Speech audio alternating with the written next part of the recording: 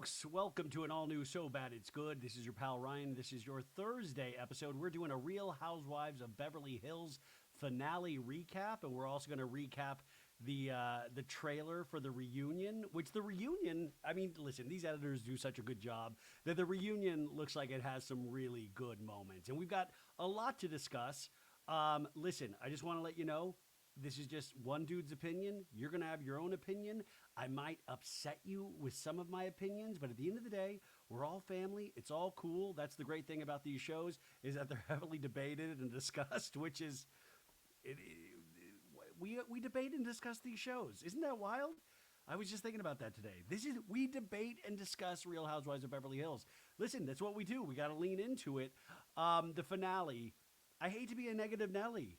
The Southern Charm finale, I didn't love, and I didn't love this one. Now let's start with the positives. I liked the costumes at the end, the fun costumes, the St. Lucia, that were really colorful and fun, and everybody has really taut tummies, and that was great. That was it. All right, okay, but that's one really positive thing. Really loved those costumes. But this was kind of another cobbled together mess.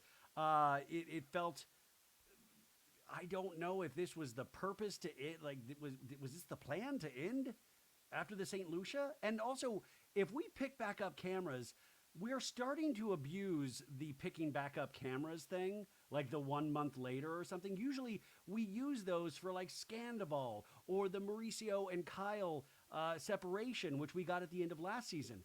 I'm sorry, but Erika looking at her phone and getting information about Tom Girardi being convicted, that's not worth a picking back up of the camera. And I know Erika's like, why don't I get the same attention? I'm the real victim. I don't understand why you had to pick back up the cameras for that. I think we could have saved that for the reunion or even the beginning of next season. But I feel like we're starting to abuse something that should be used for very special occasions, because you want people to really go, no way, they picked back up cameras for this? But there's got to be a real reason. Now, we had the news yesterday that Garcelle left Real Housewives of Beverly Hills. We got more news. The Watch What Happens Live, I thought, was a sort of disastrous appearance, mainly on Erika Jayne's behalf, but I will say Boz, who I've loved all season long, and I still really, really dig. But I don't think... I can't wait to see Boz in her second season, and I hope she realizes she has the power and the strength to go her own way. And I kept saying, is that Boz obviously seeing Sutton at her worst and is able to call that out. And I would have loved to have seen Boz there 2 years ago when Erika was a fucking mess, and see how she would have called it then. But it wasn't a great look for Boz to just sit there kind of laughing with Erika Jayne about the Garcelle of it all. And it kind of seems to inch towards bully behavior. I've never been a fan of Fox Force 5, the Teddi and the Lisa and the Kyle and the Erika and the other one, the Dorit, that was never I'm not a big Fox Force 5 guy. So if that's your thing, you're winning right now. You're winning. I feel like, Erika, in some ways, won the season, but won the season in the stupidest way possible. In a season where nobody really, really tried. Like, Boz, to me, is the only one that tried. The only one that shared their life fully. Now, who knows what skeletons are in Boz's closet, if any. Maybe they're saving that for the second or the third season. But to me, she's the one that I was like, I feel like I have a fairly accurate representation of what her life is and what is important to her. The rest of these ladies did a bang-up job about hiding anything that we would have given a rip about. Anytime something actual real got brought up, it got pushed under the table, from Kyle and Morgan to Dorit and PK, which we got little glimpses of, but we didn't get any sort of resolution, any sort of reality of their situation. Congratulations to Erika for getting some free wallpaper out of this season. But other than that, what else? What else? I mean, truly, what else? And I just don't buy into the fact of like, I've shared everything. Are you kidding, Andy? I've shared it all. I'm Erika Jayne. No, you didn't share it all. In fact, you still haven't asked basic questions about your case when confronted with them. You were part of a season where things got brought to you because all shit went haywire when Tom Girardi was caught doing all the shit he did to all of the victims. But you weren't being open and honest and forthcoming about any of that. And that's fine. That's kind of like Housewives. It's like a game of hot potato. You pull people in, you try to get them to answer these really tough questions. And now I would say on Beverly Hills, 80% of the time, you're not going to get those questions answered. So I don't think it's anything to brag about. I don't think it's anything to be proud about. I don't think Erika is a survivor. I mean, Erika, if you were to label her a survivor, it would be in the sense of somebody so self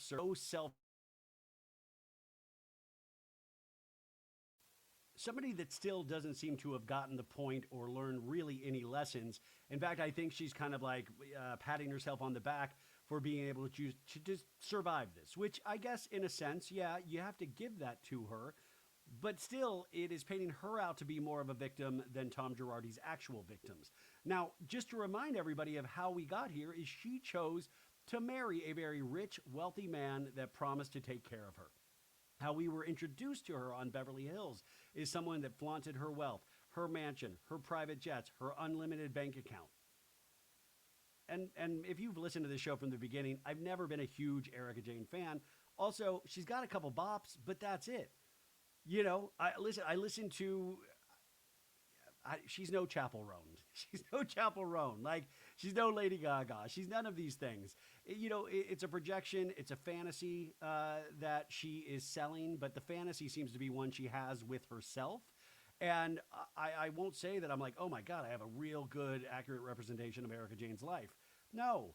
I don't know who she dates. I don't, for somebody that always talks about sex, I don't see any of that.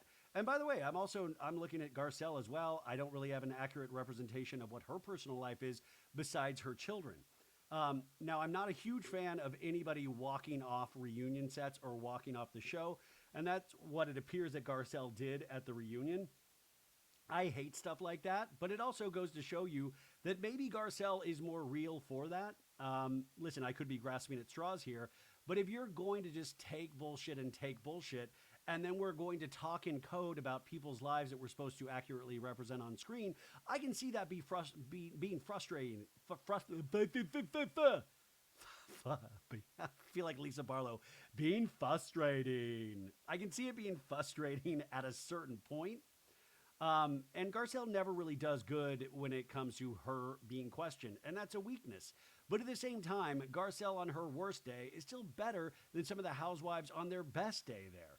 And at this point, I think Bravo has the opportunity to do the funniest thing ever after this week, is let Erika Jayne go. Let her go. I mean, at this point, what are we going to get out of Erika Jayne? Just some more like subdued, like I'm talking like I have a big old swinging dick? No. I mean, like the shtick is so old to me, and it's just so funny because she's not out of the woods. She rents her place. I mean, like it would be really sad if it wasn't at the same time a little funny. But I think this is just a really lost show at this point, where I always say, it's Salt Lake, believe it or not, you still get the sense that these people want to try to be friends with each other, which I know is crazy, but you get that sense. Beverly Hills, I keep saying the last couple of weeks, they are coworkers. I've said this now from the beginning of the season. It looks like they punch in on the clock. They don't really hang out off camera when it's not shooting. And so what you're seeing is workers that can barely tolerate each other, but they can sometimes suck it up for the camera and like play nice or get into a conversation. And I'm not asking for an Oscar-winning documentary from Real Housewives of Beverly Hills, but I know this is like a crown. This is a jewel of crowns in Bravo, on Bravo TV. We deserve better. This show is better than what we've seen this season. It's just a mess. And I don't know if it's because even production doesn't know what's actually going on in these ladies' lives, but there has to be some changes. Now, Garcelle, I truly believe she did leave. Who knows? Maybe she was going to be asked to leave. Those don't usually happen until after the third part of the reunion airs. But I think there's going to be some more changes in store. And unless Kyle is truly willing to open up about her life, I really want them to start there. And I know that sounds harsh. I'm one of the biggest Kyle Richards fans. And the only reason I'm suggesting this is so she can then make a triumphant return 1 or 2 seasons from now. But I think she needs to figure out what her actual life looks like. And I don't want to watch somebody have a mental breakdown because they are not able to speak about what is going on in their lives. I don't want that. Nobody wants that for Kyle. But you're in this kind of arena, this gladiator pit with all of these women in fake hair extensions, and you need to step up. And Dorit started the season so damn strong. We were frazzled. We were smoking in the car. We were fighting with Kyle about something that she's held a grudge for years and years, and it was all coming out. And then somewhere halfway through the season, it all got switched on Sutton. Sutton is her own worst enemy. I mean, here is somebody that seems so rattled about how people feel about her that she will spiral anytime she is questioned. She'll shut it down. She'll repeat lines again, again, and again, and again. And the thing is, it's like listen, click your heels. You've had the power the whole time. You can lean into that. Who gives a rip what Dorit and Erika thinks? Erika's making fun of your house. Dorit's making fun of your house. You own your house. It might be your husband's money, but that's shared money at this point. But the fact that you still get so rattled, who gives a rip? They don't give a rip about you, and that's the problem. They all don't give a rip about each other. I mean, that's the frustrating part, is that I want some skin in the game. I want some stakes. I want people that seem to actively give a shit. And this season, it was really hard. And still, listen, a bad season of Beverly Hills is still a pretty good season. You see much worse TV out there. And I will watch every episode of Real Housewives of Beverly Hills. It's not stopping. I will watch next season and the season after it. Still gets really good ratings. All of that. I just want better for this show and for the girls, the housewives that come to this show. There's this great legacy. Go back to those early seasons of Beverly Hills. Or even, when it got sloppy during the Lucy apple juice, but then a couple seasons later it got really good again. It will get really good again. It's just got to be the right people. And sometimes people get so comfortable. We get so comfortable in our own lives that we just kind of phone it in. And that's what it feels, is that a lot of people are really comfortable on this show. And some people are just collecting a paycheck. And I know Erika needs it, but does Erika deserve it?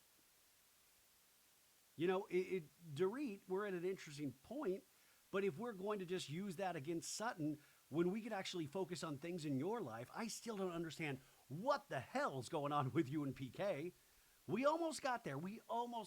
I mean, listen, let's rip the Band-Aid off completely next season. People loved it when you were kind of frantic and we kind of got the sense of the bottom falling out for you. And you've gotten more support than you've gotten in years from this fan base. Lean into that. You don't need to lean on Erika and Erika lean on you to go against somebody else. That is bland. We've been there. We've done that. It's Lisa, Rinna, Erika, Jayne 2.0. We don't need it. We can do better. Bose, fantastic cast member. But like I said earlier, Bose, do not get trapped in this bullshit. Rise above.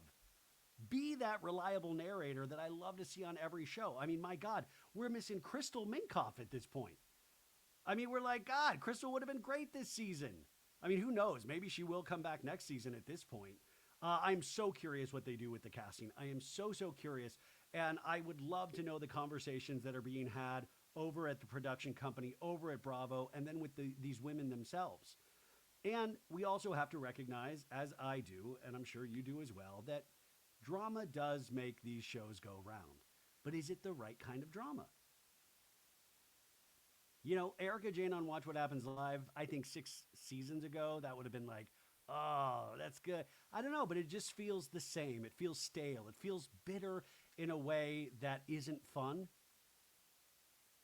It feels personal, but not in a way. I don't know. Anyways, folks, sorry. I'm obviously tied in knots about this whole thing. I don't know, because I keep watching it and keep thinking, how do you change this? How do you make this better? Anyways, I wanted to start off with the trailer for the reunion that is going to pop up next Tuesday. We got a 3-part reunion. And there's some good stuff in this trailer. It looks really entertaining. We start off with really intense music, and we see a backlot of Quixote Studios where they're filming the reunion. We see cars coming in, and we see a production assistant asking Kyle, "How are you feeling?" And Kyle's like, "There's too many snakes in the grass." Okay, Kyle, you're a snake. And then we see Dorit in a makeup trailer talking to Andy Cohen, and she's like, "I don't want to leave here tonight thinking, oh, shoot, I wish I said that." And Andy's like, "Leave nothing on the table." Do you sometimes get worried for Andy Cohen's voice? You know, I get worried for my own voice because I talk so much, but Andy talks so much that, you know, over the years you can start, he's got the gravelly rasp that I get worried for Andy. I'm like, let's slow it down a bit. But anyways, Dorit's like, "That's right. I will leave it all on the table." We see all of the ladies coming to set. Everybody looks beautiful. Garcelle especially looks beautiful, but they all look by the way, the looks have never been a problem on Beverly Hills, right? Like everybody is extremely beautiful on this. So we can say that about everybody, including Erika Jayne. She looks gorgeous, right? So we get coming up on the Real Housewives of Beverly Hills reunion. And Andy saying, "Dorit, the viewers loved seeing you smoking." And Dorit's all happy. I'm like, "Well, thank you." It would have been way cooler if she was smoking while she said that on the reunion set. Like she's just busting out unfiltered the whole reunion. And then Andy's saying, "Kyle, did PK send you a meme about it?" Oh! And Kyle's like, no. And Garcelle goes, "Oh, damn." Garcelle loves an "oh, damn." By the way, pour one out for Garcelle's "oh, damns." We're not going to hear him for a while after this reunion. But I love that Andy got in there with a little jab about the memes and texts. Me and Kyle send memes and texts to each other. And then Andy going, "Erika said she wanted to see Sutton and Garcelle open up more." And Garcelle goes, "Do you know something, Erika?" And Erika goes, "No, I wish you were more interesting, I guess." Listen, we can all say the same of Erika as well. And by the way, to all the Erika Jayne stands out there, really? This is your queen? You found this interesting? Well, we're going to put some wallpaper over here. We're going to do a new couch. And by the way, you guys, I've been trying to be nice all season. The place doesn't look that much better. Like, I will just say that, especially the outside. But go off, queen. Anyways, even Bose on that goes, "Oh, damn," steals a line out of Garcelle's playbook. Andy's like, "Zoinks." And then we see Bose saying, "It didn't take a rocket scientist to understand what was going on. And Sutton's like, "You came in strong, Bose." And Bose goes, "I am strong," which I love. That's such a great line and something that I truly believe Bose is. So I will allow it. And then another scene where Andy goes, "We asked PK if he wanted to appear today." And Dorit's like, "I know." And Andy goes, "He sent a statement." And Dorit's like, "Did he?" Like she was surprised. I can't. Hey, all my friends on. Hey, Kyle. You especially, Kyle. I'll text you later. Anywho, rough season, but good getting through it. I'm up here in Aspen with my boy Mauricio with 2 dudes on the town. Hot separated dudes. I've got to be this dude's wingman. I have no problem getting chicks. This guy freezes up around them. Hey, okay? Then there's a bunch of shocked looks with this statement, even though we don't see the statement. And then we see Kathy Hilton getting made up backstage. And we see Chris Dillon X, the hairstylist to the stars. Also, Chris Dillon X, I want to point out, is the one that claimed Dorit had a lot of financial situations with him and didn't pay the money in full and on time. Big story there. So I found it interesting that he is there. And I was like, why can't we bring Chris Dillon X to explain the Dorit situation, even though this happened after the reunion? But Chris Dillon X is asking Kathy, "How are you feeling about today?" And Kathy goes, "I'm enjoying my lunch." And Chris is like, "No, I'm not about the lunch, about going out there on the stage for the reunion." And Kathy's like, "Oh, I'm excited. Very, very happy about that." Kath, I don't know where I am. Where is this? Paris Hilton's reality? Where am I? And then we go back to the stage, and Andy's saying, "Erika, you're thinking what?" And Erika's going, "Is that my living room table?" Because I guess the furniture they have on the set. I think Erika's just trying to like take shit from the set. Like, "That's mine. I'm going to take it. I need it." Anyways, they all laugh at this. Andy says, "Has the experience been what you thought it would be, Jennifer Tilly?" And Jennifer's like, "It's glittery and it's glamorous and there's screaming." And then Andy asks Kathy, this scene's directed at Kathy. Andy goes, you told your girls you may be a lesbian too? And there's like a big pause and like intense music. And then Kathy goes, to make you feel better, Kyle. And Kyle goes, just let me talk to this only, please.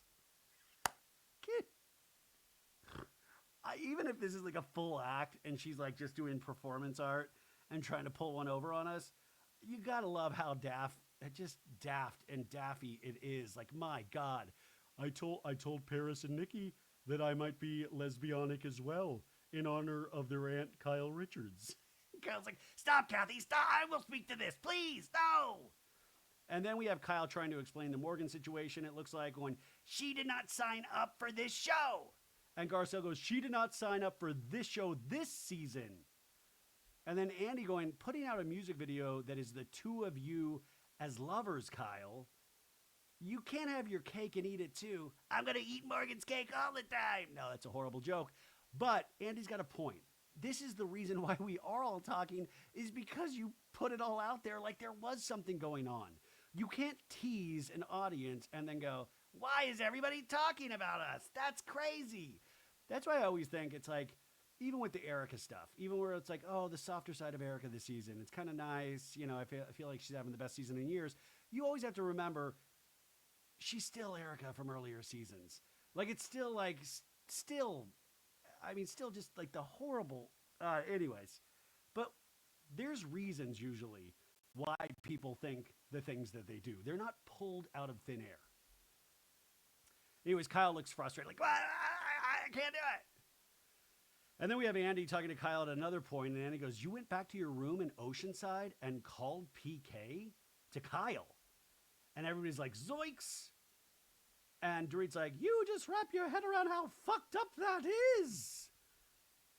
And that's like a little small thing. So obviously the Oceanside trip that Kathy Hilton threw earlier in the season, Kyle went up to her room and called, hey, are you back in the room, Kyle? How was dinner? I was just looking at some of these memes you sent me. Good stuff, good stuff. We cut to another scene with Sutton going, I don't think I'm superior to anyone I say. And Dorit's like, you don't exactly live like the Queen of Sheba. You live on a fucking main road. And we see Jennifer Tilly eat something. Maybe it's during this moment, but they put the moment in where she is eating something during this moment.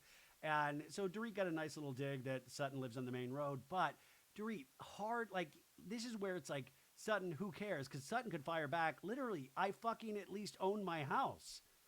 Like, you are potentially going to get kicked out of the place that you're staying in eventually for failure to pay. I mean, this is why I'm saying it's like, be careful of the barbs and the reeds that you throw. And if Sutton was more confident in herself and knew how to speak better, she could actually stand up for herself really adeptly. And then Andy saying, how did it feel seeing what Garcelle said about the break-in to Dorit? And Dorit's like, you intimated that it was PK. And Garcelle goes, was I the only one that felt that way? And Dorit's like, you tell me, who else? You're 4 other people from Twitter? It's actually X now. I just found that out. It's not Twitter, it's X. I'm a Threads guy myself now. But anyways, we then hear Garcelle off camera but on mic saying, I'm just so fucking sick of it, as she's walking off of stage. And everybody's saying, Garcelle. And Garcelle saying, I can't be friends with people like that. I don't trust them. Now she's backstage and she's changed out of her reunion look. She's like in an Adidas jumpsuit. And she's like, I don't trust them. They're all fucking assholes. So obviously this is when Garcelle walks off and probably quit the show in that moment. And that is the end of this trailer. And it's going to premiere next Tuesday on Bravo, 8 p.m. We will be covering it here. What did you guys think of the trailer? I thought it was a lot of good moments. I'm frustrated that Garcelle left. I hate when I think that, you know, even though I think Garcelle is strong, it's an easy way out. And, you know, come on, dude. It's I know there is inconsistencies and it's insane to argue with people that are lying in the first place, but still, don't leave. I hate when people leave. So that was the reunion trailer. I'm excited about that. Now, thank you as always to Juliana Carrozza for taking the notes. We're almost done, Juliana. Woo! Now, Juliana, I know disagrees with me a little bit about Erika, and I know she's not a huge fan of Sutton this season, and I've not been a huge fan of Sutton this season. But we also have to say, okay, Sutton, I don't think on purpose, but she provided a value in the sense of you need somebody that is speaking batshit nonsense that doesn't seem to understand they're speaking batshit nonsense. The problem with Sutton, though, is she then tries to apologize after the fact. Don't apologize. Why are we all apologizing to each other when we don't mean it? So this reunion, like also, God, it made me want Heather Gay to pop out at the end and going, I have a game we could play. Everybody, give me your phones. Let's find the worst thing that we said about somebody and read them out loud. It makes you really appreciate how batshit that Salt Lake City finale was and how, even though it was so weird, you appreciate that they really got activated. Like, I would have loved that scene in this. Could you imagine, like, just having Dorit like, that carpet muncher, Kyle Richards? Like, I would have loved to have gotten some of these ladies' actual thoughts, even if it had to be by force. We needed a Heather Gay moment. Also with Sutton, the reason why the hateful rhetoric doesn't really land, I think, it offends me, but it doesn't offend me in a way because to me, when she does the hateful rhetoric, it just seems like it comes from this well of deep, deep insecurity that she has at her core. Whereas Erika and Dorit, Erika, no matter how much you shit on her, she has this internal belief in herself, and she has this will to survive, but only the will to survive for herself. She doesn't want to help other people. She doesn't have empathy for other people. And when she does, it's like a term, like, I am the Terminator. I am having empathy for you now.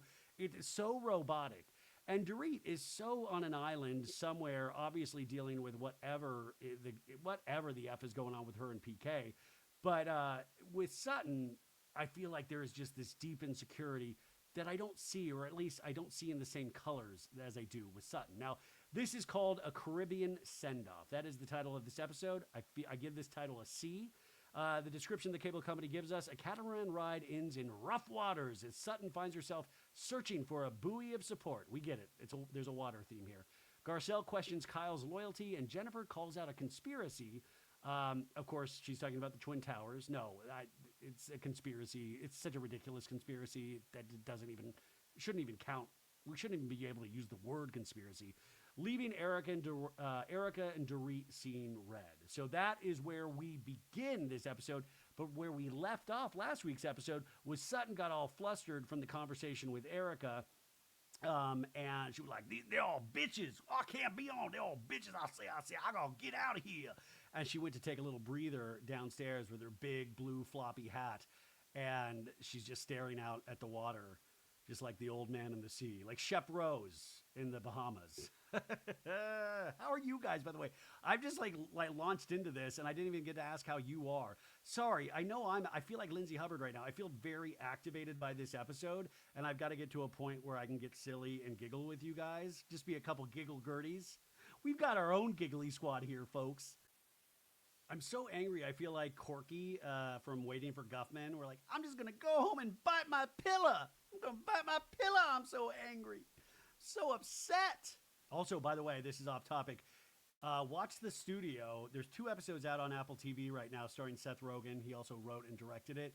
Really funny. There's 10 episodes in total. But if you're looking for like in the style of Veep, it's very Hollywood insidery, but it's still just really funny, even if you don't care about like Hollywood inside business.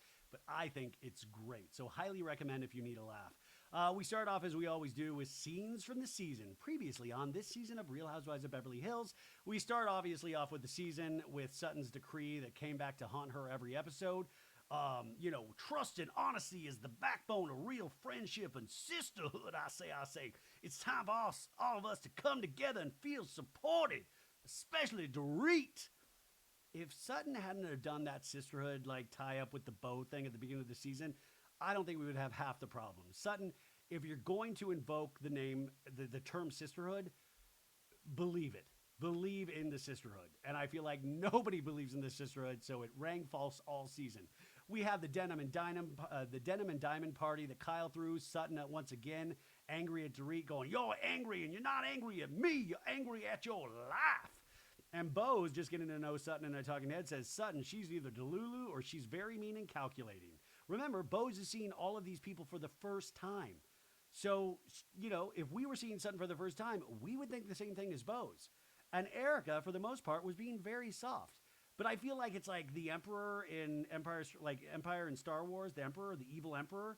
Anakin Skywalker thought the Emperor was a good guy at first, and then slowly realized how evil the Emperor was by the Revenge of the Sith movie. Am I talking to the wrong audience? Probably.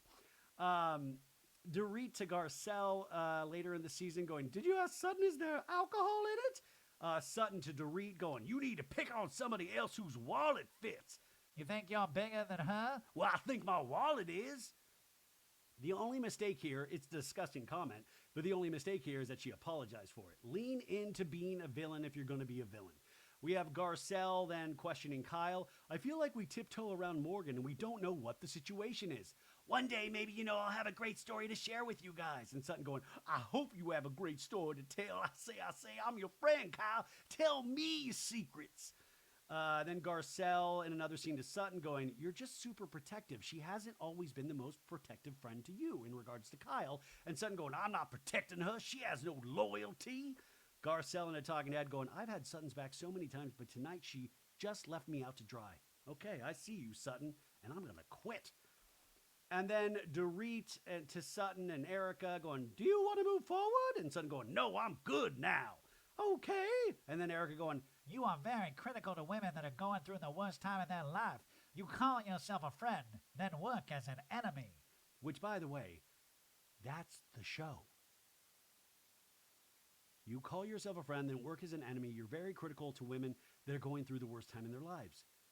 That's part of the thesis of these shows. Yes, there's always one every season, and usually there's more than one. All of these women are very critical about all of these other women. Just because Erika said it, and you're like, that makes a lot of sense about Sutton. Think about it.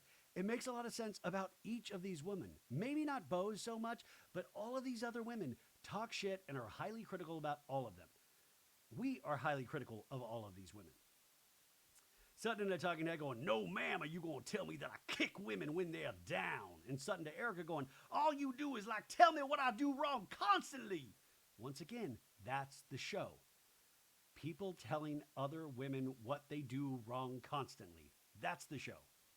Sutton in a talking head threatening, don't make me into your enemy. Trust me, do not. I'll go cry downstairs on a boat.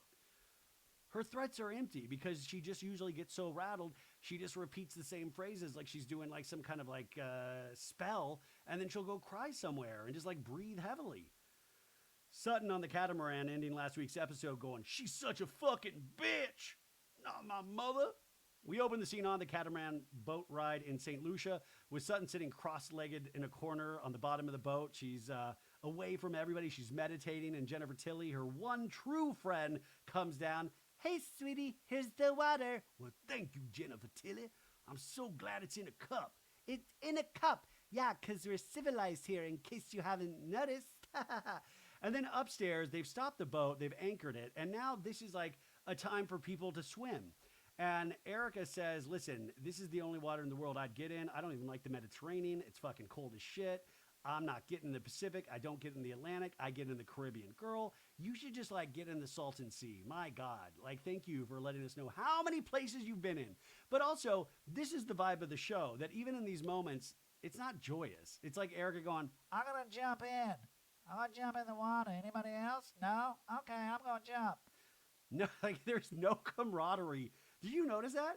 And Garcelle and Bose are kind of sitting to the side and talking. And Garcelle goes, well, Erika looks beautiful. She really does. If anything pulls her down, who's going in? And Bose is like, girl, would you stop? If I get in the water with these braids, it would be an anchor. Because Bose has this huge hair production that looks so awesome. Bose truly looks like a superhero. She really is badass. I just don't want her to go to the dark side. Anyways, Erika's in the water, and I agree with Erika. She goes, you guys are so lame. I'm the only one out here. Yeah. They're talking about how Sutton hates everybody now. Back down to Sutton talking to Jennifer, and Sutton's like, it's like Satan came on the boat and said, this is why you're in hell. Let me remind you. Thank you. Thank you. She goes, thank you, Satan, because I had forgotten. Imagine that conversation with Satan and Sutton. Sutton's like, you got ugly leather pants on, Satan. Oh my God. Dorit goes upstairs. Dorit's talking to Kyle, and they're talking about like jumping in, and Kyle's like, jump in. I'm not even going to buy you a Birkin. And that's a callback to 2016 when we see a scene with PK in the water to Dorit going, I'll get you a Birkin if you jump, Dorit. And that's so sad because at this point, PK wouldn't even buy her like a purse at Ross Dress for Less. Jennifer talking to Sutton going, you know what? It's kind of like when you're on a fox hunt and then the dogs find a fox and they're all surrounding the fox going, yap, yap, yap, yap, yap, yap. And the fox is like, oh my God, there's too many of you. Ha ha ha ha ha. And Sutton's like, well, that's how they fight. They're a bunch of yapping foxes. Jennifer in a talking head goes, I'm not surprised that Erika is criticizing Sutton. And we see a flashback to, Erika talking about Sutton kicking her, when kicking a dog when she's at her lowest. And Jennifer continues going, I can see both sides, but obviously I'm Sutton's friend, so I'm going to have Sutton's back. I'm not going to be like, yeah, Erika's right. You need to examine your own behavior, little missy. But aren't you curious what Jennifer Tilly does actually think? Like, I feel like Jennifer Tilly signed on to hang out with her friend Sutton and really almost probably bought into that sisterhood bit at the beginning of the season and now realizes, like, oh, shit, I'm like, oh, my God, Chucky is nicer than this. This is crazy. I am independently wealthy. I don't need this. Jennifer to Sutton goes, I'm really kind of astonished how much the girls don't really like you. Sutton's like, thanks a lot for making me feel better right then, Jennifer Tilly. I love Jennifer's honesty of like, they really hate you. I can feel it. Bose to Garcelle upstairs goes, how are we supposed to be a group if you have two people that are on ice? How does that actually work? And Garcelle's like, well, let's see. And Bose goes, girl, goodbye. Everybody finishes frolicking in the water because it was so fun. And we go back to the house. We're round robining, getting glammed for the evening. This is the thing.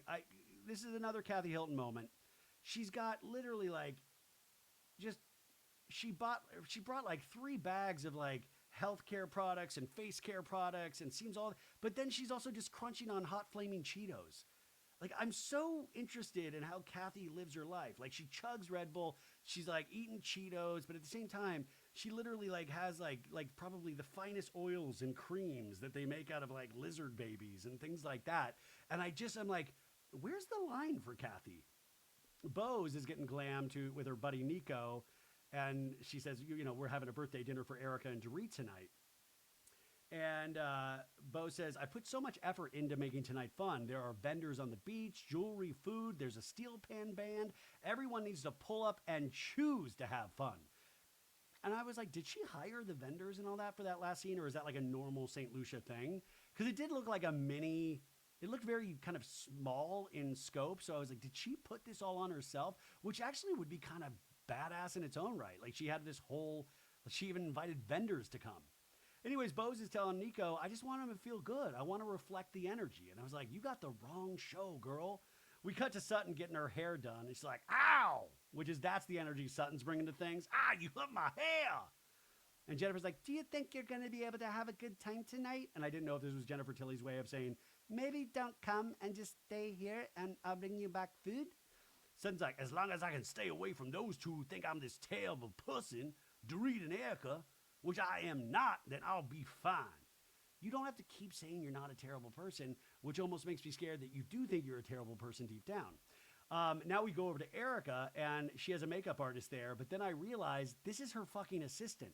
And this is where she is cutting corners. Like, because I was like, that's her assistant. Because I was like, wait, she brought glam too? But it's her assistant. And by the way, good on her assistant. The job market is tough. So the assistant was like, you know what? I will learn to do glam as well. And the glam artist, her assistant, is it Leia or something? She said, is this going to be awkward with Sutton? And Erika's like, I'm sure it'll be awkward. I think I'm right. I think that others feel the same way. Erika in a talking head says, in the sense of sisterhood, I thought we could bring everything to the table. So I said what I had to say on the boat, but I don't have any ill will towards Sutton. I just would like for her to acknowledge what's going on. Yeah, you don't have any ill will. You just don't care. I mean, you don't care. I mean, truly. That's why bullets fly off Erika in terms of Sutton, because Erika doesn't care. Jennifer back to Sutton's room. Jennifer's like, it almost seems very rehearsed because Erika was like, da da da da da da da, like a lawyer in court that had all their points prepped out. Yeah, she's been on the show with Sutton for a while. I don't think this, and by the way, Erika has a lot of experience with lawyers, so she knows how they do their job. Jennifer in a talking head goes, I definitely think that there is an alliance between some of those ladies. When Erika and Dorit goes after one person and they're saying things that dovetail together. I like that Jennifer Tilly almost thinks this is like a Super Bowl choreographed like halftime show. Like it's beautiful the way they work off each other. No, I don't think it's rehearsed at all. I think they can do this pretty much off the cuff. And I love that it's like, yes, she goes, I think there's an alliance between some of these ladies. Yes. Yes. Once again, that is the show. Yes, there are teams. You're on one with Sutton. That's what we call an alliance. Let's watch Survivor together. Come on. So we have like a big montage of all of these scenes with people, Erika and Dorit kind of giving that example of dovetailing into each other, where Erika was talking about Sutton, you're being very critical of women, and then Dorit picking up and going, what comes out of your mouth is hurtful. When you get into these moods, you become mean-spirited. Jennifer continues in a talking head. It seems like they had discussed it beforehand. It's kind of like a little suspect. Once again, this is a non-issue for me. I assume that they all text and talk about each other. In fact, I hope they do. If they don't, we've got an even bigger problem, right? But Sutton and Garcelle discuss Kyle and Morgan all the time. That's what this is. But it comes from the mouth of babes, Jennifer Tilly. Kyle in the other room with Kathy. Kyle's in a long dress. And she's like, Kathy, what are you wearing? And Kathy's like, shorts and a t-shirt. Kathy looks like me in 5th grade on like summer vacation with my parents. You know, like she's got like a Snoopy cut off shirt and like basketball shorts. It's me, Kathy Hilton. I'm dressing down this evening. I like all these ladies are getting glam, and Kathy just has like one flip-flop. Like you just feel like there should be like a pack of like Marlboro Reds like rolled up in a t-shirt sleeve somewhere. But it's just, I'm shocked she was like, I'm wearing jorts tonight. Jean shorts. Sutton joins Garcelle in her room now, and Garcelle's getting glammed. And it's like, hey, Sutton, how you feeling? I want to bring something up from earlier today. Kyle didn't stand up for you. And Sutton's like, we had a really good weekend in Augusta. We're bringing up the RHOBH stuff. Remember Garcelle and Kyle went to visit her mom? And Garcelle's like, yeah, I know that we did. And we see that scene with RHOBH telling Sutton that she loves her, and it's very cute. Sutton to Garcelle goes, well, to be set back with Kyle, like I've had enough. Like, oh, I'm going to start crying, I say. I've never had anyone come to me and say, you know, I really would like to apologize to you. I was tough on you. Nothing. They want to break me. They wanted to break me for years. They wanted to break old Sutton for years. I say.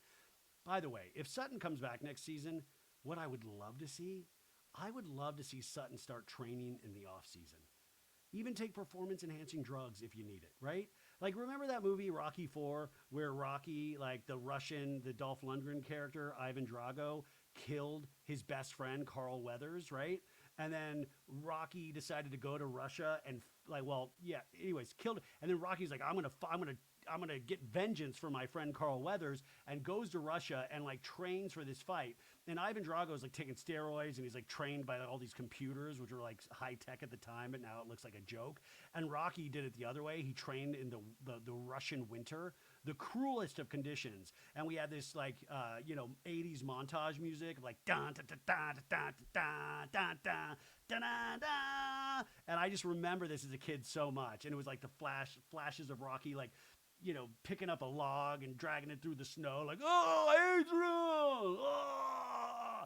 And it was just, I remember as a kid just being like, holy shit. It was like the best action sequence ever of people training. And I want to see Sutton go through that. I want to see Sutton hire people like Nene Leakes. And Nene's like, you're going to learn to read this summer, girl. Read the ladies. And at first she's like, I don't know. You look ugly. I say. And Nene's like, that ain't shit. No. But by the end of like the summer training with Nene, she's just like, you're a piece of shit. And I know you sold $20 million. I know you helped Tom Girardi with those victims. I say. I know it. Like, I would love to see what training a housewife would look like. So Sutton comes in like a lean, mean fighting machine. But she won't do it. Anyways, now we have this proof montage of all of the times that Sutton went off the rails. So we have Erika, that one scene from a couple seasons ago, maybe last season, going, Be quiet, Miss Small Town. I'm so worried about my motherfucking reputation. You shut up. and then another scene where Erika's like, You have no idea what you're talking about. Nothing. Shut the fuck up. and then we have Sutton saying to Rinna, well, you talk out of both sides of your mouth. And Lisa Rinna going, so do you. No, I don't. And Rinna's going, and you know what? Fuck you. I'm going to go put my dick in Harry's Bolognese. And then we have the scene of Kyle saying, don't be a bitch, Sutton. And then a scene of Kyle going, now you're being a bitch. And Sutton's like, don't do that. And Kyle's like, don't you be a fucking bitch to me. When you put all these scenes together, it truly looks like we are doing horrible things with our lives by watching this show. Did you get that sense of like, what have I been doing with my life? This is horrible. We have another scene where Kyle's like, you have a habit of losing your shit and in ridiculous circumstances too. And then another scene with Kyle going, I don't know if this was your first drink or your fifth. And then another scene with Dorit going, you can't be real and honest. And Erika going, You're volatile, Sutton. and then another scene where Dorit's like, did you ask Sutton? Is there alcohol in it? And Sutton's like, oh, Dorit, shut up. So this was this montage of them all coming after Miss Sutton. But there were reasons they were coming after Sutton. But it is funny how you know all of these ladies truly don't respect Sutton, because it's just like, it is, they really talk to her in a very different way than they talk to the other ladies. Just think about it though. Like, has anybody ever talked to Erika Jayne directly like that? Of like, you know, just like, you're being a fucking bitch, Erika Jayne, you stupid bitch. Like, have we? Maybe we have. I'm just going to wait for the editors to put a montage of that out there. We have Sutton to Garcelle then back after this flashback going, well, I don't want to do it anymore. I don't want to do it. I just don't know. Garcelle in the talking head goes, I'm not saying Sutton's innocent. Has Sutton put her foot in her mouth with this group? Absolutely. Sutton's put all of the feet. Sutton's put feet, legs in her mouth, the whole deal. And then we have examples of every time Sutton's put her foot in her mouth. One calling Dorit a bitch, and then another where Sutton's like, well, you lied about the broken foot, Erika Jayne, but you didn't say about the brain thing. That's where the lie parts come in. And Erika's like, I'm not a liar. and then another scene with the infamous name 'em scene. Name 'em. What? Name 'em. Well, what you did? Name 'em, Kyle. Will you be quiet? Name 'em. Well, let me talk, Jesus. Listen, you can be annoyed at Sutton, but that's a fantastic scene. She was able to get an actual emotional response out of Kyle that wasn't just crying and running away. She was like completely rattled. And then this was like a horrible one. This was last season at the beginning when Sutton's like, Kyle, you've already lost 2 sisters. You want to lose a 3rd? Kyle's like, fuck yourself. Go fuck yourself. That was actually a low. That was, Sutton doesn't know what she's saying half the time, but that was low. And then Sutton to Dorit going, you're angry and you're not angry at me. You're angry at your life. Garcelle continuing in the talking head. When she's angry and she feels like she's being cornered, it's not going to be good for anybody. Cameras follow Sutton down the hall to her room, and Sutton to herself keeps just going, I can't do this. I cannot do this. So Sutton runs off, and then Garcelle and Jennifer get into a conversation where Jennifer is saying, like, Kyle a lot of times does not have Sutton's back, and Sutton so badly wants Kyle to be her friend. And Garcelle's like, yeah, I've been saying that for years. You're saying the same thing. And they're just talking about that Kyle did not support Sutton on the boat the way that she should have. But in some ways, like, I don't know what we're defending at a certain point, right? Garcelle in a talking head going, she'd rather be loyal to Erika and Dorit before she is to Sutton, but Sutton refuses to see it. That's always been Kyle's vibe towards Sutton since, I've seen this scene with Kyle and Sutton in seasons prior. But Jennifer says it's like a bad relationship or a bad marriage. You think they've accepted the apology and you've moved on and you're in a different place, and then have it all thrown back in your face where it blindsides her. And I think that she feels at this point like she can't do anything. She can't do anything right. This Jennifer Tilly, she knows what's up, right? They're all now gathering in Bose's villa, and Sutton's not joined yet, and Jennifer's letting them know there's a glitch in the Matrix, and now she's being repaired. And Erika's like, what do you mean? She's just upset. It's just been a lot for her, and she wants to have a really good time tonight. And Erika in a talking head goes, So Sutton's not here because her feelings got hurt? All I did was ask a question, you know? Remember that? How you guys used to ask me questions? and then we go back to 2021 when Sutton's like, are you truly blindsided, Erika Jayne? Why is the paper saying that $20 million went into your LLC? Have you had any kind of discussions with attorneys about this story? And Erika's like, No. Erika continues in the talking head, I just asked a question, that's all I did. yeah, but you didn't answer your question either. The difference here is that Sutton gets rattled, Erika doesn't. Erika's constantly on the defense, like she's like on trial all the time, even before she actually was affiliated with any of these nefarious activities of Tom Girardi. She was always like this. But it just that's her emotional makeup. Sutton's always been somebody that's easy to rattle. To me, it's apples and oranges. But yeah, if we're talking about asking questions, like nobody's answering, no, you're not answering them, Erika, and Sutton's not answering them. Jennifer continues, she felt like everybody was attacking her. Erika started saying the problems that this group has with her, and then you, Kyle, kind of jumped in a little bit. She felt sort of like it was a coordinated effort. And Erika's like, Oh, like we planned that? yeah, yes. Erika in a talking head says, that is insulting. I observed something. I said it.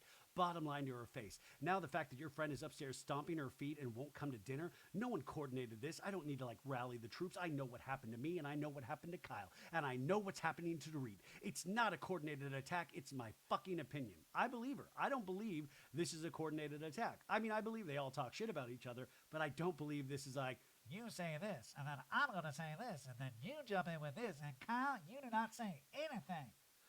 Garcelle goes, well, you're the one who said it, but it also seemed like Dorit said the same thing at the same time, too.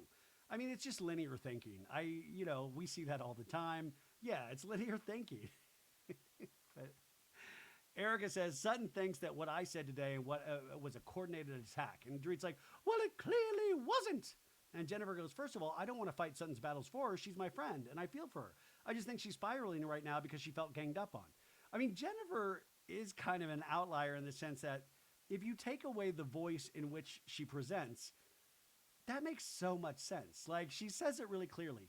I don't want to fight Sutton's battles for her, but she is my friend, and I feel for her. I just think she's spiraling because she feels ganged up on. I mean, how clear is that? Meanwhile, Sutton's finishing up her glam in her villa. She's like, I've been beat up enough today, okay? I feel like Nicole Brown Simpson, I say. Garcelle, continuing in the other villa, she feels like she's been picked on since she joined this group. And Erika's like, well, she's been giving it as good as she's been getting. Yeah, true. But also, that's kind of what we ask for from the Housewives. Everyone has a different role to fill.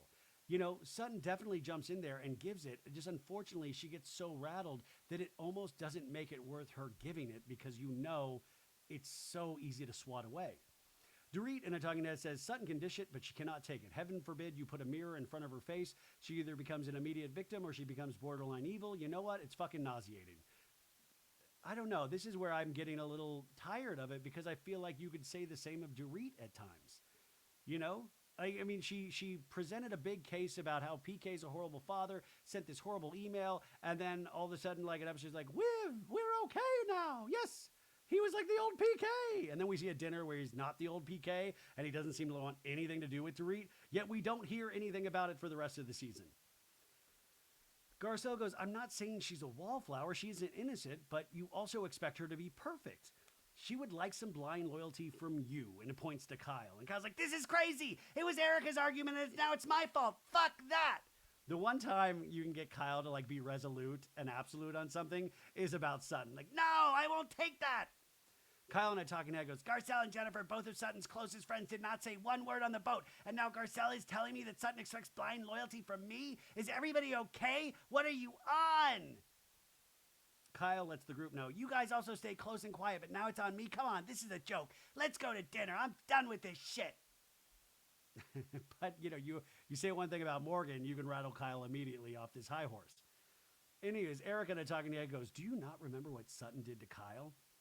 And we have a flashback of Sutton going, is there something going on in your personal life, Kyle, that you're not telling us? You haven't been wearing your wedding ring. And Kyle's like, it's in the bank, my big diamond. Well, all of these things kind of add up. Well, also Sutton wasn't the only one. Garcelle did that a little bit as well. I mean, but this is what I'm confused about. Things were going on in Kyle's life that she wasn't talking about. So are we to accept is Erika's thesis here that we should not question, we should just let whatever Kyle wants to be a storyline be the storyline? Even though we know that other things are happening, we all just drop it. This is Kyle's show, we just drop it. But also with Erika. Okay, so you don't want anything about the court thing. It's all Tom's fault. $20 million accidentally in your LLC. You knew, you were none the wiser. You just kept spending the money. All good. Don't say another word about it. Like, we do have to bring these things up, right? Anyways, Erika's like, why should Kyle be loyal to Sutton? Explain this, Garcelle. What is the rationalization behind this? I'd like to know. There's no rationalization. I'll give that to Erika. There's no rationalization. Friendships usually sometimes aren't rational. That's why they call it blind loyalty, because the loyalty sometimes is usually not earned. Garcelle keeps going outside, going, maybe not blind loyalty, maybe consistent loyalty. We go down, there's a festive area with a steel band playing, colorful decorations, and Dorit's like, Boz, you outdid yourself. And they're like having dinner right on the water, you guys. It must have been really beautiful. In her villa, Avi is giving Sutton a high five and telling her to go. And Sutton's like, that's my man. So that's what you paid Avi to come and do? Make your like Nespresso and give you a high five? Whatever. It's your money, right? Sutton in a talking head goes, I decided to come to dinner tonight for a couple of reasons. One, I have a very cute outfit that I don't want to waste. Two, I will not let these women get the best of me. I'm going to show them you didn't break me and I'm still here. It's too late. It's too late. They broke you seas. I mean, like, it's too late. You can't put, you can't put the rabbit back in the hat. The ladies are inspecting colorful jewelry on the vendor tables. They're all seeing stuff they like. Kathy's smelling perfume. Kyle stacking bracelets on her arm. Sutton catches up with the group, and, Jennifer's like, hi, Sutton, how are you? I'm in a shopping frenzy. Ha ha. And Jennifer gets something for Sutton to ward off negative energy. And I don't know, they're just buying stuff. And Sutton's like, I'm going to need a crystal bracelet. I'm not going to need any bracelet. I don't need any armor because I'm not planning on fighting tonight, I say. Jennifer goes, so Sutton, I went over and to go say hi to Boz. We walked in the room and I kind of felt like we were ambushed. And I said, she's just a little upset. Does Jennifer Tilly only know the word ambushed? Because now she's used it in regards to Sutton with Dorit and Erika, and then she uses it on herself, right? I've said ambush too much. Sutton throws her hands up in the air. Why did you say that, Jennifer Tilly? Because they were all standing there looking at me and like, what's going on? And they just started saying, she can dish it out, but she can't take it, and she can't hear it, and everything, and everybody got really riled up. But at that moment, Kyle walks up, and Kyle's like, hi, I heard that you weren't. And Jennifer, Miss Shitster, slinks away. Well, I'm fine, Kyle Richards. I know it's difficult for y'all to understand. If I needed to get into a happy place, everybody else wants to talk about me and do that, they can. Well, it came up because Garcelle and Jennifer said that I don't defend you. Sutton will not look at Kyle. Well, do you want to sit down and do this? And Kyle's like, I don't want to do it at all. This is so, it made me sad for Sutton, because Sutton's like, well, come on, you want to sit down and have this talk? And Kyle's like, no, I don't even want to talk to you. No, we're filming a show. I've got to wrap up some loose ends here. Like, she doesn't want to sit and talk to her. She goes, I'm just telling you today, Erika, that was her issue with you, that you go after people when they're at their lowest moments. Well, and you think that's true? Well, the reason why I kept my mouth quiet, well, do you think it's true? Let me finish. Well, do you think that's true? We got to name him part 2. Don't do that. Well, I said, do you think it's true, Kyle Richards? Kyle in a talking head goes, what is it with Sutton having to repeat things like this? And then we get a bunch of flashbacks of like Sutton repeating things like, I'm tired of it. Tired. Kyle in a talking head goes, yes, we think it's true. Yes, we think it's true. Yes, we think it's true. I've got like 4 more to go.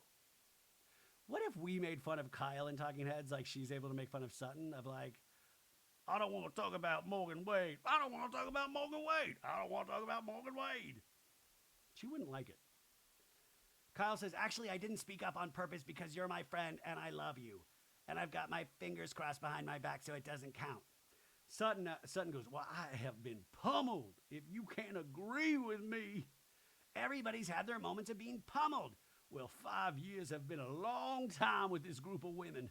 Well, you're acting like you're the only one who's gone through moments when someone's upset with you. Well, I'm talking about myself right now, I say. In a talking head, Sutton goes, so now it's about you, Kyle Richards. I haven't seen you get pummeled on. I haven't seen every person in the group yell at you, which happened to me, and if you were too self-absorbed to see this, we have a serious problem. I mean, this is such a hypocritical scene because each of these women are pretty self-absorbed in themselves.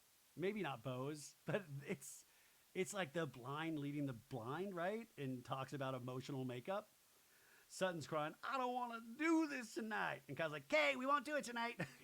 Kyle's like, peace out. No, please, I can't. I'm not in a position right now. Okay, then we're not doing it. Well, I don't want every single fucking person to walk up to me and say something. I can't do it. I just like a little compassion. Put me down like old Yellow Kyle.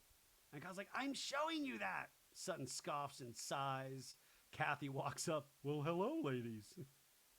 But anyways, Kyle's like, well, we're doing it later. Just go shop. Kyle walks away, just runs away. Kathy touches Sutton's arm. Hi, sweetheart. Oh, I thought you were Kyle. Oh. Sutton shakes her head. Well, I don't want to be like one of the Barbie dolls and look at shit. What is that? One of the Barbie dolls? Does that mean Erika and Dorit? That's kind of fun. Kathy goes, okay, well, who? Like, Kathy's just confused. Where am I? Sutton rattles her head around. She's like, oh, not. And then Kathy goes, be bothered? Sutton goes, can I just be a Barbie for tonight? Am I allowed that? Kathy steps back scared, goes, yes, you are. And you look like one. Well, thank you, Kathy. Kathy looks down and moves away. Okay, Sutton. Okay. Sutton goes, well, pretend like I have an IQ. Don't pretend like I have an IQ of like 140. This was so bizarre and weird. And another example of how they just don't want to interact with each other. Ladies are still checking out these bargains with the vendors. And Bose is talking to Kyle. It's like, hey, are you okay, Kyle? I cannot with that situation. She can't hear any form of criticism whatsoever. And Bose is like, so what does she want to do? Does she just want to pretend like nothing's happening? Well, because that's going to be very awkward, isn't it? Because if we're all sitting around pretending that nothing is the matter, how are we supposed to have fun with that? Oh, the fun has left the building a day ago, Bose. Bose says, it's like I can't put these women down. It's like I can't pin these women down. It's like 1 minute Sutton doesn't want to come, then she wants to come, but only under her terms, so we're expected to sit in silence and ignore the fact that anything happened and just be awkward. That doesn't make any sense. We want to have a good time. I don't understand why it's that hard to do. But Bose is talking to the ladies. Bose goes, it's mandatory fun. And Kyle's like, we're having fun, damn it. And Kathy goes, I can't believe how hot I am. I can't believe how goddamn hot I am. I'm burning up on the insides. Erika's like, put your hands in ice or something, Kathy. So Kathy orders ice in a plastic bag. And I'm like, hell yeah, Kathy. This is finale shit right here. Dorit's like, how are you feeling, Erika Jayne? I feel fine. I just don't like being told that you and I conspired when I did not. Who cares? Like, this just feels like let's keep this scene going because they know they didn't conspire. We know they didn't conspire. It's like a bad improvisation at this point. It's a non-starter. Like, nobody thinks you did conspire, so why are we offended? Like, we're all laughing at Sutton. You guys are laughing at Sutton. This just feels like we need to, like, wrap up this storyline.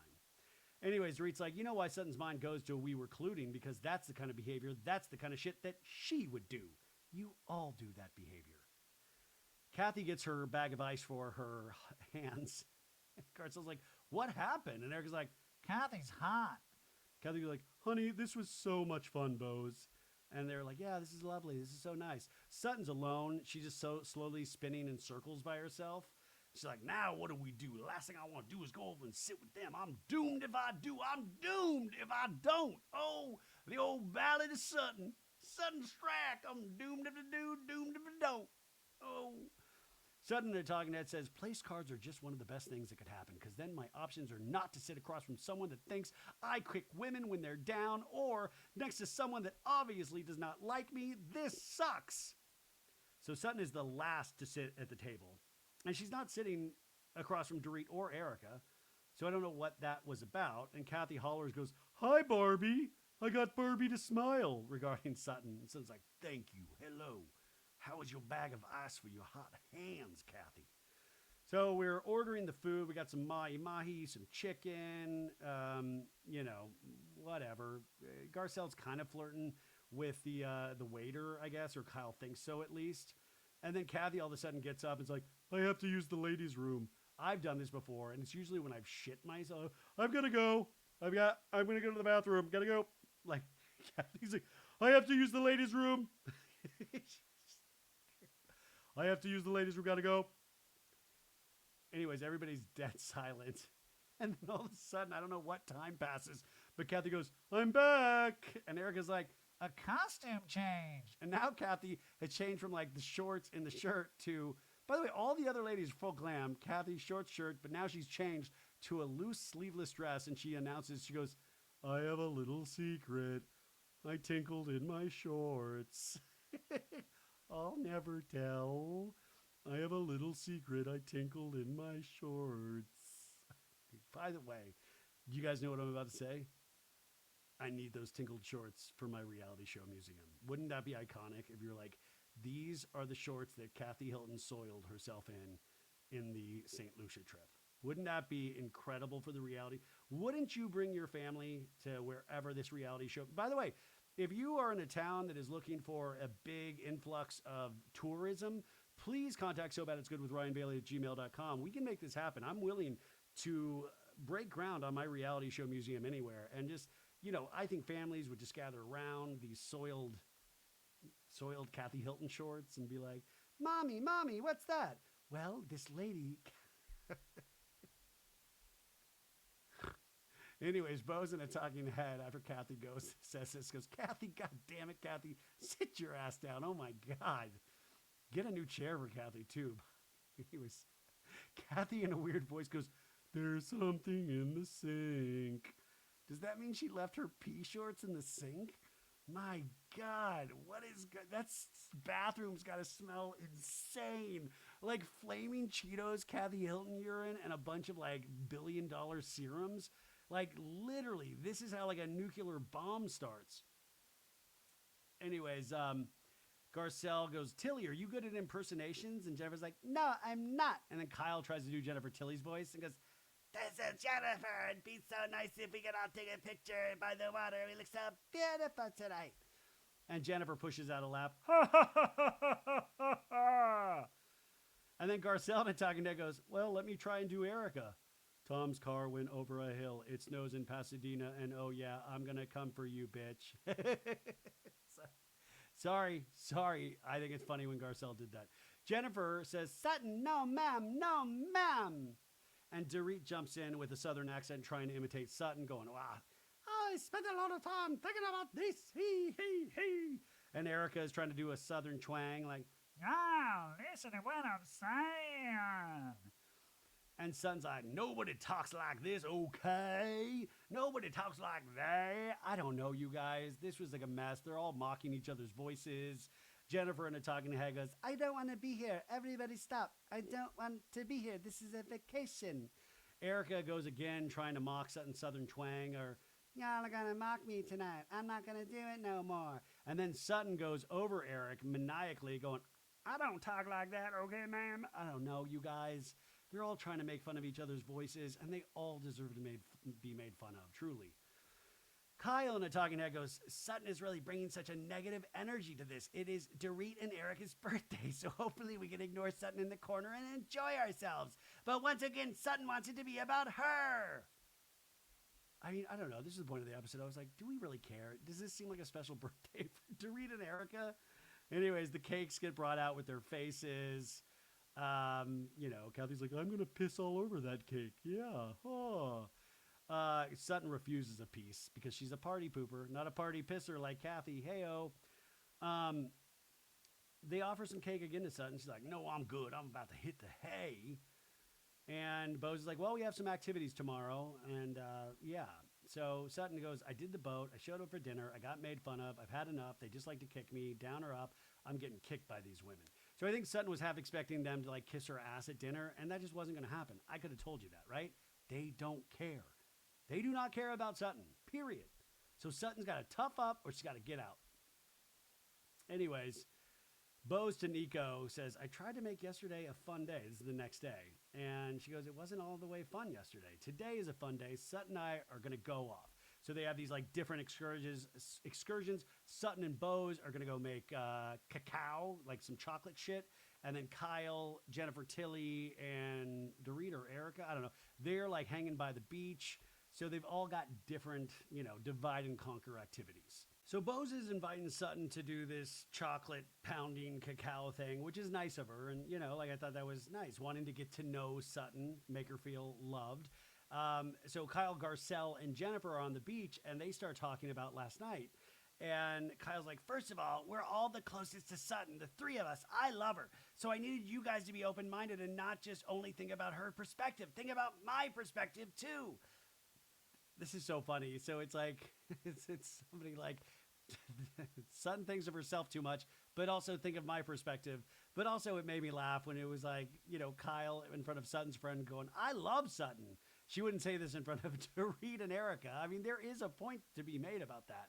Kyle in a talking head says, it feels like everyone wants to blame me for everything. Here we go. Neither one of them opened their mouths the entire time, even though they're both closer with Sutton. Why are we getting this in a talking head? Kyle, tell them to their faces. Garcelle says, I think it's going to be weird. In Sutton's story, you're the hero, Kyle. So she wants you to come and save the day, right? And so when you stay silent, it feels like that's a pattern. And Kyle's like, no one else said anything. Why am I being singled out here? My God. And Garcelle's like, because I think when you don't do it, it hurts more. And Kyle's like, but why? And Garcelle's like, that's a question for Sutton. But we all have those friendships, right? That you're like, I care about this person potentially so much more and have been there for this person so much more. But for some reason, they need the love and affection of this other person that doesn't deserve it. Garcelle in a talking head says, I love Sutton. We have a really great friendship, but it's like the standards for Kyle are different for the standards from everybody else. And the other night she chose Kyle. So this is something I have to decide if it's going to affect our friendship. And you know what? It's something that I have to think about. And now I'm leaving Beverly Hills. Garcelle goes, and so Kyle, I also want to check in with you. I mean, you're talking around, Bose calling you and seeing Mo. Does that make you want to do something? So now we're getting to Kyle and Mo. And Kyle's like, I don't see the benefit of rushing to get a divorce. And Jennifer's like, well, a lot of friends that married wealthy men, Sutton included, and the nicest people in the world, all of a sudden their lawyers are like, we need to do this, this, and this. And so just be aware. Jennifer Tilly says, my ex, who I loved very much until the day he died, but when we got divorced, we had $700,000 in the bank, and he said, I'm going to give you $350,000. And then someone said to me, Jennifer, I think you need to get a divorce lawyer. And they're like, well, did you end up getting the $350,000? And Jennifer's like, no, I got a piece of The Simpsons. Because her ex was like one of the original producers of The Simpsons, Sam Simon. And Jennifer goes, I get a piece of The Simpsons. Hello. I'm not buying diamonds on Chucky money. The Chucky money just pays for my snacks. It pays for my suitcase candy. Ha ha. I really do love Jennifer Tilly. I hope she stays. We have another moment of Kathy just fumbling around in the bathroom using a buffer, like a sand, like buffer on her face. We have Erika and Dorit in their villa talking about like eating Caribbean waffles. We have Kathy pumping 20 squirts of liquid onto her hands and I'm slathering stuff. This is my urine from last night and slathering it on my face. The next several seconds, we watch Kathy using an eye roller, moving serum around her eyes. And I have to tell you, this was one of the most exciting moments of the episode. Now we're at the chocolate demonstration, and Bose and Sutton start talking, and Bose is like, girl, last night I wanted to hear your thoughts. What are your thoughts? And Sutton's like, well, we've had a lot of discussions. Erika and I have been really getting along. She's shown zero animosity to me, and it seemed to come out of nowhere. And Bose goes, well, she has said it to me before. And we have 6 weeks earlier of Bose talking to Erika, and Bose saying to Erika, I have seen her harm Dorit. And Erika's like, well, you should have seen her harm Kyle and her harm me. So I'm sorry. You're just never going to... I just don't buy the fact that I feel this is misplaced anger, and Erika's anger deserves to be on Tom Girardi if he truly did manipulate you and put all of this money in your LLC without knowing. But you've got to realize people are going to have questions. People that are even your friends. Like that is, listen, we don't all agree on Sutton, but you're not going to get me to back down from saying that should have been asked of her. There should not be a hands-off policy about that. Anyways, Bose to Sutton goes, so I thought that actually it was maybe good that she said it out loud. And Sutton's like, well, that's great. And I'm glad that she could get it out. I thought about it a lot, what she said. I also thought, well, Erika herself was down and Dorit and Kyle did the exact same thing that I did. Ask questions, the exact same thing. Their husbands made fun of Erika. And we go to 2021 in a flashback. And, remember that scene with the Dorit and Mo and PK and Kyle? Dorit's like, they get to the ER and the doctors say, we want to operate on his ankle. And PK's like, oh, and Mo's like laughing. Kyle's laughing. And Dorit's like, oh, do we want to operate? And PK's like, he's not a fucking soccer player. He's a lawyer. Not the brain, do the fucking ankle. Sutton to Bose says, there's a very strange double standard or triple standard with these women. Now, when I say it in my regular voice, it actually makes a lot of sense. When Sutton says it's like, well, there's a very strange double standard or triple standard with these women. Sutton in a talking head goes, Bose doesn't understand our history completely within the group, so I need to kind of explain.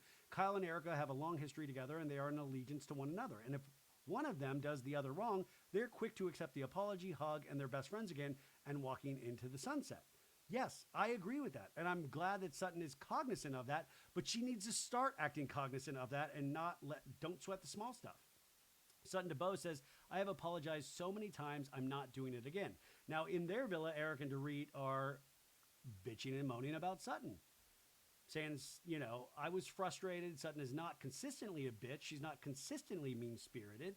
And Erika's like, and that's what makes her so confusing. And Dorit's like, and difficult and challenging, and why I'm eager or want to move forward. And Erika's like, there are moments when she's absolutely a great time, but when you have moments, well, when you asked us to bring our thoughts to the table, I brought my thoughts to the table. Instead, it turned into everybody being mean to me. It's a pile-on. This is a gang-up. And she's pouting and, kind of imitating Sutton. I don't know. It's just weird when they're all complaining about, like, the actual conceit of the show. Dorit in a talking head says, my problem with Sutton is that even when she's apologizing, it's performative. I feel like there's a sucker punch coming right around the corner. I do believe that, but I also believe Dorit's apologies are performative. But I do understand what Dorit's saying. Dorit continues in a talking head. Sutton is lacking sincerity, but now it's gotten to a degree where I don't trust most of the things that come out of her mouth. So how do we move forward in another season? Right? How do we move forward? And Dorit's like, we cannot allow her to suck that happy energy out of us. Oh, yes. You are just two of the happiest people that I've seen. So back to Bose and Sutton. And Sutton's like, I had to have a come to Jesus moment. Me and Jesus. I had to say, look, this is hard. And I had to remember what both of those girls are going through right now. And I have to look at where I am in my life and how that must be hard to look at me. Well, you should have had that come to Jesus moment much earlier in the season, Sutton. Sutton goes, it means I need to take care better. It means I need to take care. I think allegiance to Kyle goes to those two. It will always. And to be honest, I'm sort of at the point where we flash over to Erika and Dorit, and Erika's like, whatever you're going through, she's going through. Okay, fine. But what really makes me angry was when Miss Jennifer Tilly said it was coordinated. And Dorit's like, that she felt it was coordinated. Guys, Jennifer Tilly just made it's her first season. This is a nothing burger. Anyways, now those scenes are over and we're getting ready for the final celebration in St. Lucia. And Bose is wondering if everybody got their costumes. Bose says, tonight we're celebrating Carnival, which is a huge celebration in lots of places in the world. And in St. Lucia, that includes costumes and food and music and dancing. This is a very festive time. So you got to come with the spirit of celebration. Oh my God. I am having some weird flashback of the opening trailer for this season. Wasn't there like a kiss between Garcelle and Erika? Am I just completely making that up?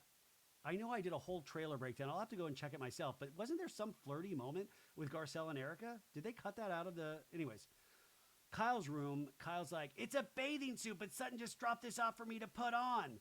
And Kathy watches as she holds up and tries to figure out a fishnet thingy. Farrah's on FaceTime, Kyle's daughter, watching.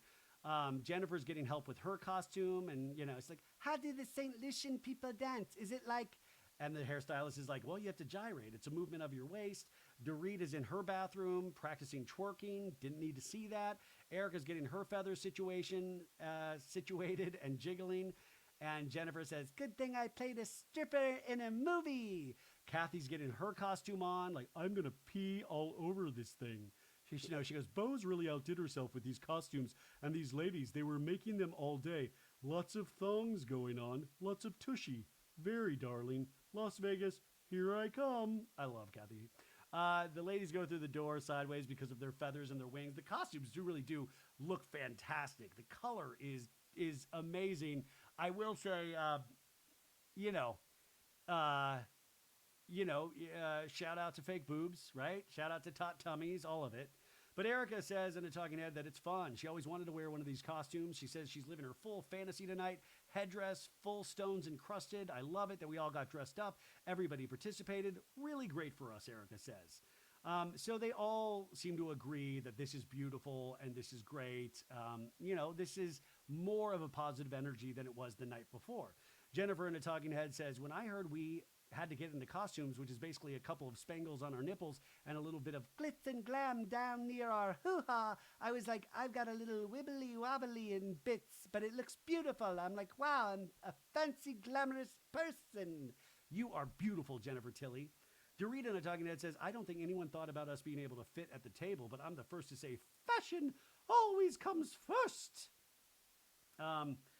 So they're all cheersing and laughing at each other's outfits. And Jennifer says, Kathy, your rhinestones are so glittery in this light. You need to take those feathers and wear them to the next Rockefeller ball or something. And Kathy's like, actually, I don't know if they'd approve. And then Erika goes, I have a question. I've heard about Dorit and I planning this thing on the boat. Who's saying it? So is it you or is it you? Talking about the coordinated attack. Like, really? Really? Come on. Jennifer says, Erika started saying about the problem the group has with her, and then you, Kyle, kind of jumped in a little bit. And Garcelle goes, you're the one, Erika, who said it, but it also seemed like Dorit said the same thing at the same time. We've already talked about this a couple of times this episode. Anyways, Jennifer's like, so it felt like a coordinated group effort. And Erika's like, oh, like we planned it? And Jennifer's like, yeah. Who's saying it?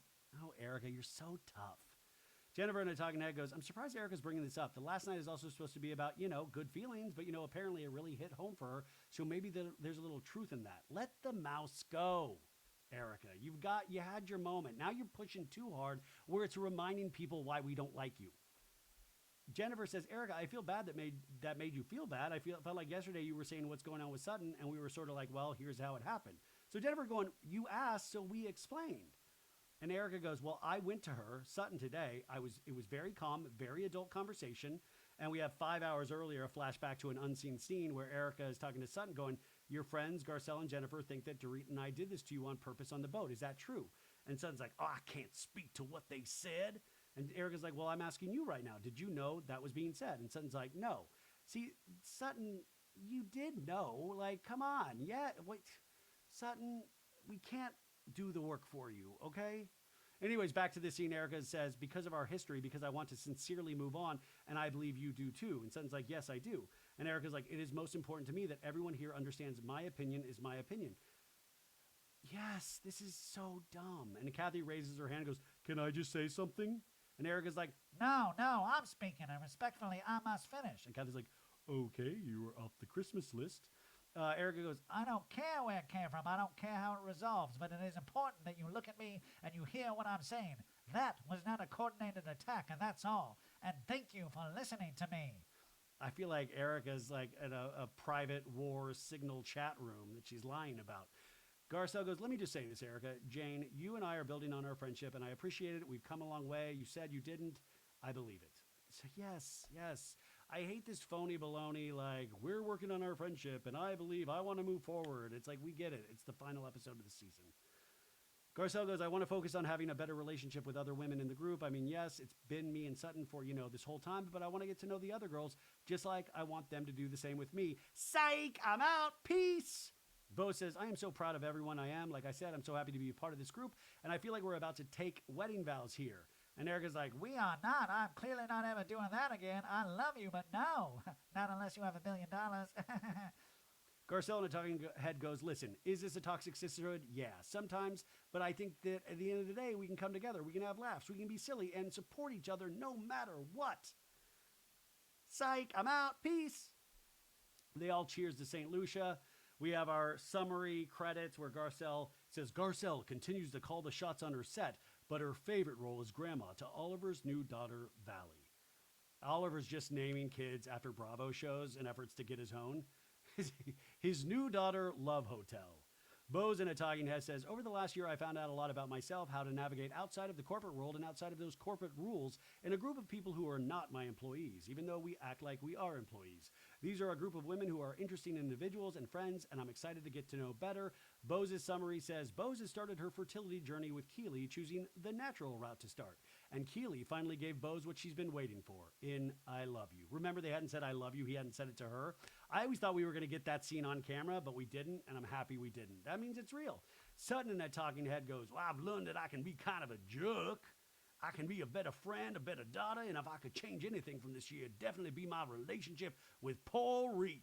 Dorit, I wish I had handled it better, I say. Yeah, you didn't need to go that hard. End of a season summary for Dorit. It says, Sutton and Dorit's relationship remains on ice, but Sutton's relationship with RHOBH is warming up and better than ever. Kyle in a talking head says, when I got home, I now have to have a conversation with Mauricio and decisions will have to be made. If I'm not going to be married to Mauricio, I'm going to have a great life with someone. I will. Have a great life. Have a great life with yourself. Have a great romance with yourself, Kyle. But I love this of like, you don't have to, like, it means you might already have one. But I thought that was such an interesting line. Kyle's summary says, Kyle and Mauricio continue their stalemate over the next steps, but Kyle remains open to love in her life while hopefully avoiding the paparazzi. Dorit in a talking head says, I'm a hell of a lot tougher than I thought I was, and I want to focus my attention not in places that are filled with toxic energy, not in my friendships and not in my marriage. I want peace. I want happiness. I deserve it, and I'm going to fight for it. If you don't want you should leave the show as well. Dorit's end of season summary says, Dorit and PK currently have no plans to rekindle their relationship, but they are working on co-parenting better, and Dorit is considering filtering PK's emails to her junk folder. That's actually not funny because that was super dark and we didn't really get the whole story. So we see all the ladies in St. Lucia getting on stage and dancing along with the entertainer, and we see fireworks, pop, pop, pop, pop, pop, pop, and then all of a sudden, 1 month later, cameras pick back up. We see Garcelle holding her grandson, Oliver Jr., and her son, Oliver. We see Bose doing yoga, saying that today's going to be peaceful. We're in Bel Air. We see Sutton in her backyard screaming, no, no, no, no, no, Avi, no, no. And we see a very large rat on the ground, like a dead animal. I'm sure Erika Jayne left it there. I'm like, this was a coordinated attack, bitch. Anyways, how weird of the day cameras come over, there's just like a dead rat in the backyard. Did they like, oh, Avi, go get a dead rat. I wanted to have something exciting happen when they pick back up cameras. Now over at Erika's, she has a little tub of ice cream out of the freezer, and I'm just going to take one bite, not going to hurt nobody. And she reads her phone and goes, oh, God. Erika in a talking head says, on August 27th, Tom Girardi, my husband, was found guilty of embezzlement. I hate when they do this shit of Erika, act like you're seeing this information for the first time. No, we know you. Erika already knows this information. Erika Jayne's ex, Tom Girardi, found guilty on 4 counts of wire fraud. Erika continues in a talking head, I would have never, could have never, I never saw this coming. You're a liar. You are a flat out liar. Did you think he was going to beat it? We all saw that come. What did you mean? Do you mean at the beginning of your relationship you never saw this coming? You couldn't have meant in the last couple of years you never saw this coming. We all saw this coming, right? No, I don't. Erika's smart. She must mean from the beginning of their relationship. She says Tom was loved, he was admired, he was accomplished, and this is not how his story ended. I don't know that I'll ever get over that. Yeah, he was a complete thief, a liar. I mean, yes, it's tragic. It's tragic for those victims first and foremost, which you still don't seem to grasp. But yeah, it is tragic that he did those things, right? Anyways, Kyle comes over, because remember we ended last season with Erika coming over to Kyle after the Mauricio separation. So now it's the other way around, but this doesn't have the same weight as the Kyle Mauricio thing. Kyle in a talking head says, when I first heard about the verdict with Tom, I immediately thought about Erika. She's proven to me time and time again to be a loyal friend. I knew this was going to be a very hard day for Erika, and I want to be able to be there for her. Kyle comes in. Oh my God, the wallpaper is amazing. No, Kyle goes, first of all, how are you? I really want to know. And Erika's like, terrible. I'll tell you what, right before this verdict, I was doing so good. I was feeling good. I was excited. And the next day I became tired. I started to want to sleep a lot. And Kyle's like, depressed. Yeah, and I didn't want to slide back into that terrible place. Erika in a talking head says, when I found out about the verdict, the walls started to close in. Well, it is a lot smaller of a house, so I don't think that was... Anyways, she goes, it immediately took me back to a couple of years when everything was just out of control. My drinking, my medication, it was just all of this pressure. And I thought, oh my God, it's happening again. It's happening again. I literally felt like I was being dragged down, like I was being dragged under the ground. Erika tells Kyle he was convicted of 4 counts of wire fraud, like 80 years or some shit. That dude ain't got 80 days in him. Well, Tom Girardi is still alive. They filmed this probably 4 or 5 months ago. So, yeah, he's still kicking. Erika lets us know public defenders were representing him, which is the darkest part of that story. Somebody in legal esteem like Tom used to be in public defenders. There's nothing wrong with public defenders, but just think about it. Just think how odd that is.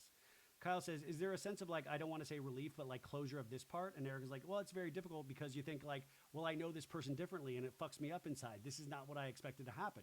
And Kyle says, he really did put you through a lot. And Erika's like, it's not over for me. I still have shit in front of me, and he put me through a lot. This experience with this man, while it was great, this ending is not okay. Not okay for many reasons. And my feelings of sadness, my feelings of being overwhelmed, and my feelings of loss, and it's all very real. And I also don't have to apologize for my feelings because no one lived in that house but the 2 of us. Okay. Erika, the talking head, says, it's not as easy as everyone thinks. I love Tom very much. There's part of me that still loves Tom very much. I have incredible memories. I have terrible memories, and I wish things were not this way. Sure. How do you not love somebody that gave you all of the baubles that you covet? But also, this is why you don't get into relationships that are based on financial security. I would imagine that floor can drop out. It's kind of like Parker Posey's character on White Lotus this season, telling her husband, who has created, done some sort of financial misdeed, and saying like, I don't think I can live I wouldn't want to live without being rich at this point. I just can't do it. And it's such a horrible thing to say, and it's a horrible thing for this man to hear, and, but it's honest. Kyle says, well, I hope you know I'm always here for you. You can trust me, and you've been fighting this battle for 4 years. At least this part is over. You and I have a unique opportunity to be a different version of ourselves right here and now, and we've had to walk through a lot of pain, a lot of heartache, a lot of sadness just to get to this place where we even want to create new versions of ourselves, and I would like to have some fucking fun. That's Erika saying this whole monologue. We deserve some fun. Okay, yeah. The victims deserve some, I don't know, you guys. Yes, you deserve some fun. It would be great if Kyle kissed Erika at this moment. Wouldn't that be a killer season finale where all of a sudden they're like, what? Like Erika and Kyle start making out? We just didn't see it coming from anywhere. Summary for Erika. It says, Erika still hasn't spoken to Tom since the verdict, but her career continues to rise. She reprised the role of Roxy Hart on Broadway and is booked to headline the Mighty Hoopla Festival in London this summer. And Kyle in the scene goes, yeah, the world is our oyster. And Erika's like, the world is literally our oyster. Finished. Yes. We did it, folks. I did not love that. Hopefully you enjoyed spending some time with me today. Thank you for being here. I appreciate it. If you liked it, consider giving it a 5-star review on Apple Podcasts and Spotify. Join us over on Patreon. Hello, baddies. We got a new episode coming this weekend. I'll be on Jeff Lewis Live this morning with Christina Hawk. Yeah, that's it, folks. Have a great one. We'll be back with Summer House and Southern Charm recaps, and we have so many great episodes this week. If you're caught up on the Karen Reed trial, go listen to that interview I did with the director of the 5-part docuseries last Tuesday. I still am really proud of that interview. Okay? Bye, guys. Peace.